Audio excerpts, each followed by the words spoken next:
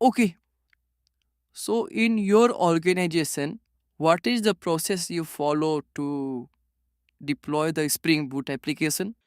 Yeah, to deploy, we first of all we write the Spring Boot microservices, and then we further move that to the Docker image, and Mhm. then that Docker image is pushed to the ECR, Elastic Container Registry. That is basically AWS code build, and then further once that is pushed to ECR, then we use AWS code pipeline. So uh, after that, it further we I mean run that to the AWS ECS, Elastic Container Service. So for all that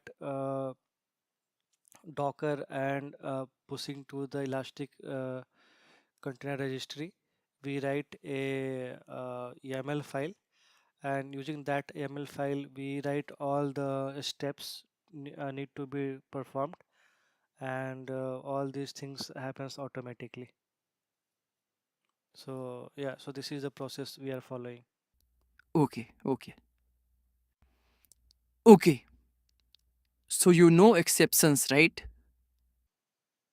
Yeah, I know. Yes. Okay, suppose we have three classes, right? We have class A, class B, and class C. So in this, class A is the superclass and B is the child of class A. Okay, then we have class C, so C is the child of B. Okay, so A is the superclass in which B is the child, and further we have class C, which is the child of class B. Okay, now suppose we are trying to handle the exception. So we are trying to handle the exception and we write the first catch block as C. Okay, then we write B, then we write A. Okay, so do you think it will work or will it create any problem? Okay, so we have class A, B, and C. So in which so C is the child of B and B is the child of A. So we so class C extends B and class B extends A, right? Yes, correct. Yeah, so in this kind of scenarios, we have to catch the child class first. So we will do catch and C first, and then B, and then A. So that will be the order. So basically, we usually handle the most specific exception first. So here in this case, the C is the most child most one. So that exception will be handled first, then B exception will be handled, and then A exception will be handled. If we try to reorder it, then in that case it will throw the compilation error. So yeah, Okay, okay. Can you explain me the hierarchy of exception? yeah, we have the throwable, which is the top level of the exception. Under that we have exception Okay, and okay, one error. minute. What is throwable? I mean, is it class, interface? What is it? Yeah, yeah, it's a class actually. Okay, please proceed. Yeah, so after throwable we have exception and then error. So again, in exception we have two types of exceptions, that is checked exception and unchecked exception. So checked exceptions are nothing but it is going to be checked at compile time. So uh, so we have exceptions like IO exception, SQL exception, file not found exception. So excuse me. So all these are compile time exceptions. So in any IDE, if we are writing the code, so compiler itself just suggests that we have to handle that exception. Okay. So these checked exceptions. So the classes that extends throwable class and accept runtime exception. Now coming to unchecked exception. So classes that extend runtime exception. So that is unchecked exception. So this runtime exception is going to occur at runtime.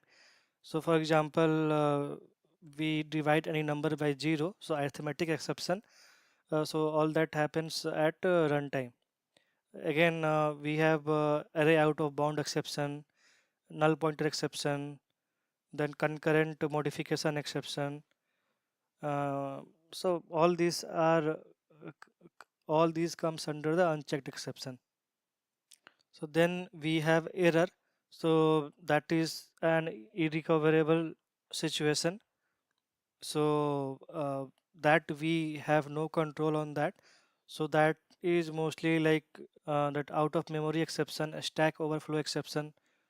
So all these comes under the error. So yeah, so this is what is the whole hierarchy. Okay.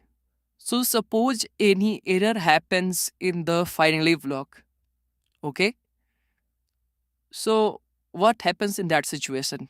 So how it is different from the normal kind of exceptions which happens in try and then we catch it at catch block. So how it is different from that? Yeah, so if any exception happens at finally block, in that case, whatever the exception has been generated in finally block, that will be kind of overridden on top of the any exception which has happened earlier. So it will suppress other exceptions, and this is the final exception which we will show, which has happened in the finally block. So we will not be able to know like whatever happened earlier before this finally block. So yeah. Okay, so you were saying that whatever the exception which has been suppressed in try or catch, right? So that we cannot find out, is it? uh, I think in later versions of Java there is a way, um, but I'm not able to recall that. But yeah, there is a way in which whatever the exception which has been suppressed, that we can find out actually. Okay, okay. Okay, what is the difference between throw and throws keyword? Yeah, throws keyword is only required for unchecked exception or at compile time exception, and throw is basically we forcefully throw an error, and it should be preferred at runtime exception or custom exceptions. So throw, we usually write that inside the method body, and throws we write in the method signature itself, like uh, throws and that exception name. And so the throw keyword is used to explicitly throw an exception from a method or any block of code, and throws keyword is used in a method signature to declare the exception that method can throw. So yeah, this is the difference between these two. Okay, okay. So suppose we have a string, okay? Now I want to remove the spaces out of it, okay? So how will you do that? Yeah, for that we can use replace all. So we can give the string dot replace all, Then we can pass like double quotes with a space, that is the string which we want to replace, and the second parameter will be like uh, double quotes empty with empty string, so it will replace with empty string, so that way it will replace it. Okay. Is there any other way? Or can you think of using Java 8? Yeah, using Java 8, yeah, we can do using that also. So I think that string dot chars, it will give us the stream of chars, and then we can filter out the spaces. So we can say dot filter, and then inside that with lambda input we can say like we have a func method, a character dot each white space. So if it is each white space, so we can do not of that. It will like filter out all the strings which are white spaces. Okay, and then we can collect it, dot collect, and yeah, and then we can just show that uh, whole string. We can print that string. So yeah. Okay. So, what are the Java 8 features you are aware of? Lambda expression is there, functional interface, then method references, then static and default methods, optional class, and datetime API. Yeah, so these are the features I am aware of. Have you ever worked on parallel stream? Do you know parallel stream? Yeah, I have worked on it. So whenever we want to process the data concurrently, uh, then we use parallel stream.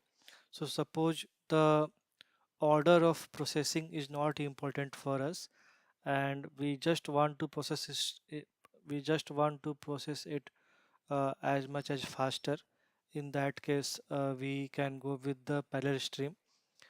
So basically they use the power of the whatever the CPU cores on which it is being processed.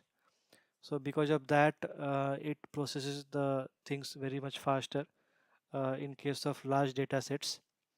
So yeah, Okay, what are the disadvantages of it? yeah. So disadvantages are, yeah, the first disadvantage is like as I told, if we have to process something in sequence, in that case we cannot use this parallel stream. So for example, if suppose we have a array of strings and we just want to keep on subtracting the next number or some operation we have to do. So in that case we cannot use this, okay, because it can take any of the numbers from the list, right? So it is not into the sequence. Then from thread safety point of view also, if the method is being called in parallel stream is not thread safe, so that can lead to inconsistent or some corrupted results. Okay, and also suppose if we want to debug it, so in that case it is quite difficult because sometimes suppose first and third uh, indexes will be coming, then sometimes it will be coming of some different indexes, so it is quite difficult to debug it. Then also like how many number of threads we want to generate in order to perform some parallel stream operation, so that is not in our control. Like uh, it is basically generated automatically, like how many number of threads will be generated and based on the whatever the CPU is there.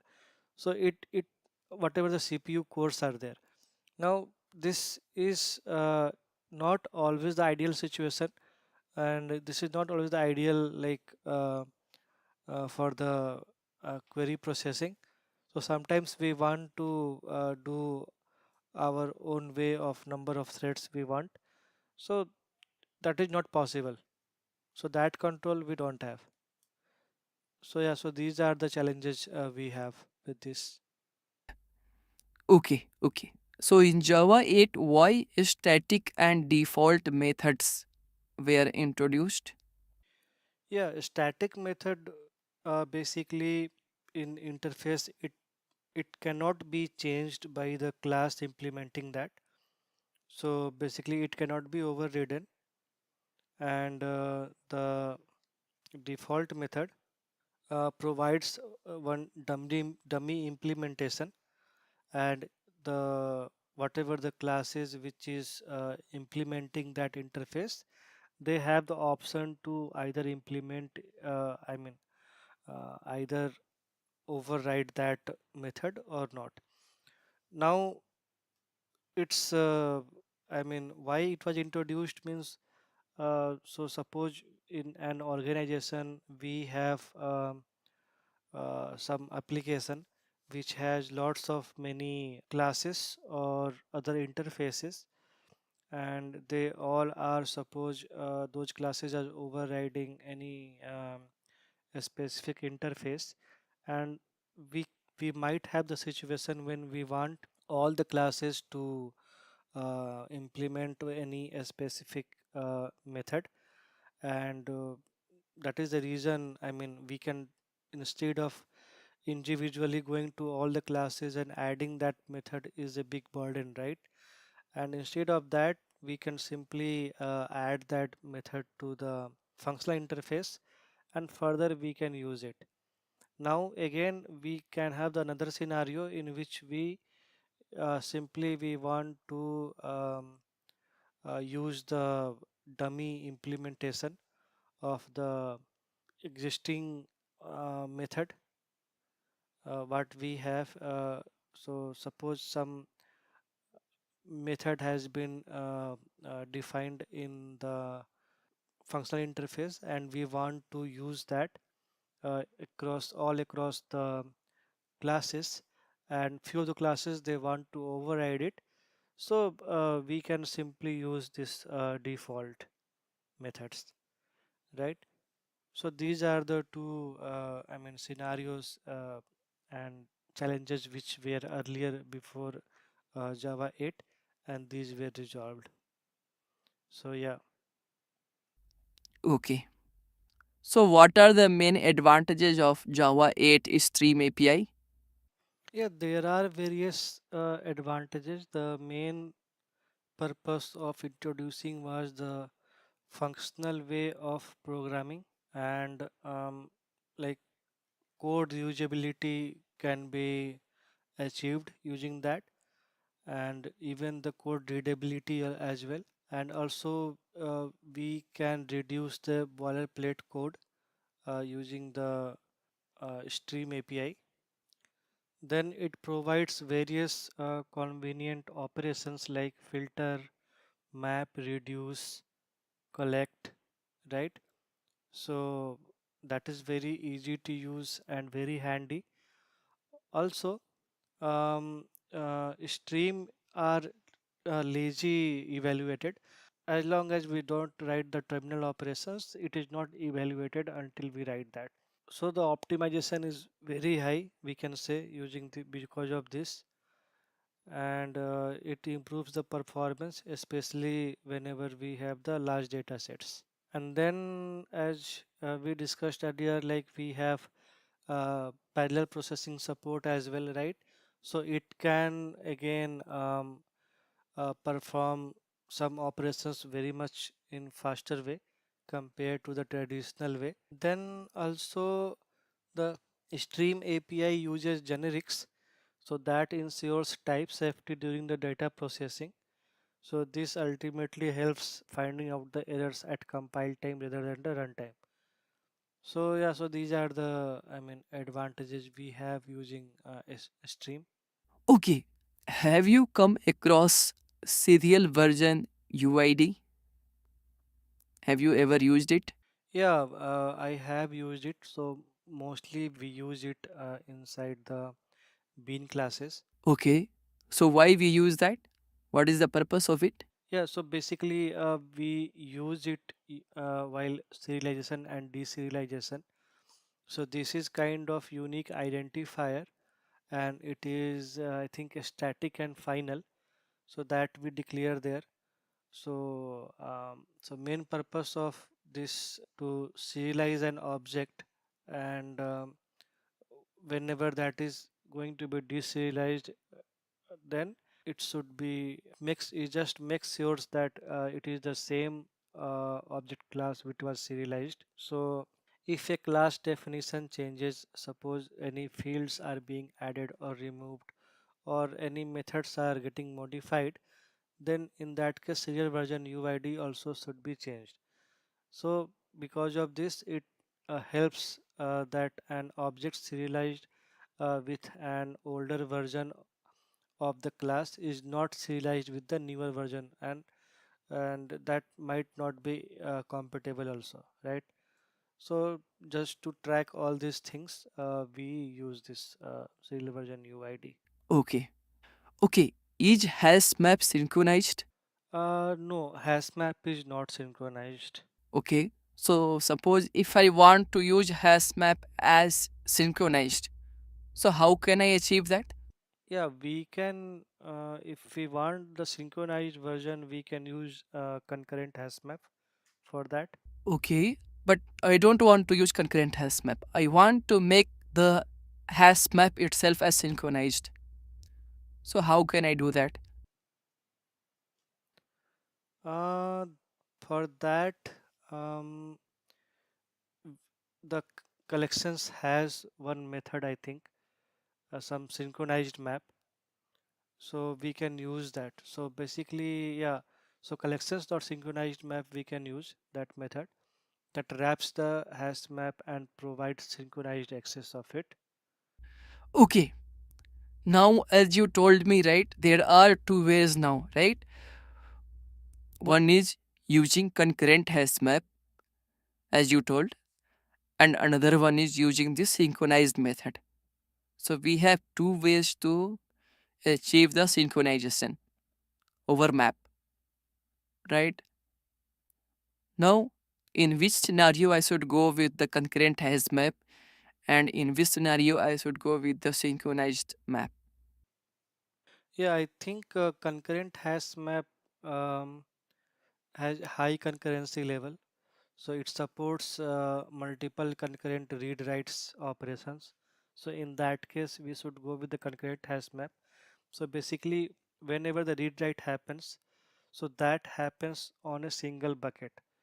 So any write operation is happening, that happens on a single bucket, and rest of the buckets are free. So we can use the concurrent hash map in this case. But uh, whenever we are going to use the synchronized hash map, so in that case it blocks the whole hash map itself. So the concurrency will be low in this case. Okay. So again, performance will be much better in case of concurrent hash map, because we are making the lock on a just a specific block, right? So it will be much faster concurrent hash map, but synchronized one will be the low. Yeah, so this is what is the main difference between these two. Okay, in hash map, suppose we want to paint the all of the keys in one go. So how can we do that? Yeah, we can go with the enhance for loop, and we can just say whatever the map is there, map dot key sets, and we can just print all of them. Also, apart from that, we can say map dot key sets dot stream, map dot key sets dot for each, and then we can pass the each key as a parameter of lambda expression, and we can simply print it out using Java 8. So yeah, so this is another way of doing it using Java 8. So yeah, Okay, so can we override and overload the static methods? override and overload. Yeah, in Java we can overload static methods, but we cannot override them. Okay, but why so? Yeah, overloading occurs whenever we have multiple methods with the same name but different parameters. So a static method can be overloaded just like instance methods. So suppose we have any method, let's say some display is there, right? And that is accepting some number, let's say. And another display is there that is accepting some text, right? So both are different types of parameters they are accepting. So that is achievable, that won't throw any error. But overriding occurs whenever a subclass provides a specific implementation for a method that is already defined in its superclass. So a static is something related to the class, right? So just with the class dot that is static, we can access it. It is not, I mean, we cannot, so this is not the part of polymorphism basically, overriding. So suppose we have a class parent and it has a method, let's say static void display, and we have child, and again that we have that that extends, let's say parent, and that also has a static void display if we are doing that. So it won't throw any error as such, but it will not I mean uh, override it. It will basically call the parent method only. So yeah. Okay, so in Spring Boot, there are various ways to handle the incoming data request from HTTP, right? So, what are the various ways? Yeah, we have a controller, then we write at the rate of request mapping, and then uh, we can further at the method level we can have the get mapping, post mapping, put mapping. Okay, okay, that is fine, but I am more interested to know suppose any UIL is there and we want the all the list of employees which department is some, let's say IT. Okay, so there are various ways we can fetch that. So like employees and then question mark we can have, right? And then department equal to ID, right? So how this fetch will happen? Yeah, yeah, I got it. So basically, there are various ways. One is the one you told, like employees, then question mark department equal to ID. So we can use at the rate of request param. So at the rate of request param, basically, uh, whatever in the question mark is there, that we can put, like department we can put there, and then string department name we can say in the method, and that department name will automatically have the value IT, whatever we are passing in the URL. Okay, apart from that, what are the other ways? Yeah, apart from that, we also have at the rate of path variable. So in path variable, we can have the something like employee department, and then the forward slash IT. So we can use path variable for this, and uh, there we can just give a string like department ID, and with it will automatically pick from there. And then we also have at the rate of request body, so it will be like into the JSON format, whatever will be coming, so all that into the object, it will be, I mean, converted to the object. And further that we can use to our controller layer, and then again further yeah, we can go to the business logic layer, and then further to the repository layer. So yeah. Okay, what is at the end of primary annotation in a Spring Boot? Yeah, add primary annotation in a Spring Boot used to indicate a particular bean should be given the preference whenever multiple beans of the same type are present. Okay, so that will be the by default one wherever we have annotated with the at the rate of primary. So whenever we have multiple beans with the same type and one of them is marked at primary, so Spring will use that primary bean for auto miring by default. Okay, is there any other way is also there? Yeah, other way in the sense we have at the rate of qualifier as well.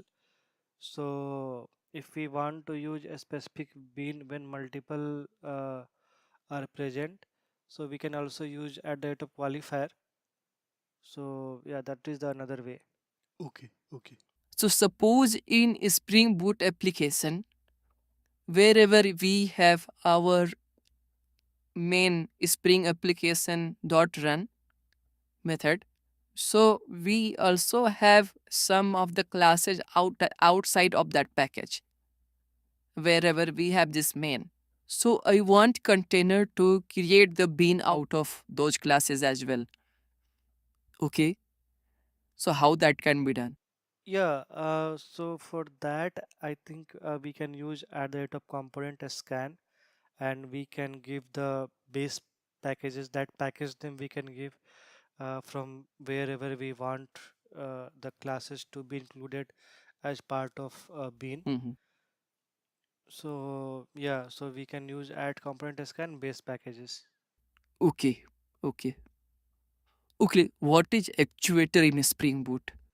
Yeah, actuator is a uh, like built-in configuration, we can say. We have to just add a dependency of it in case of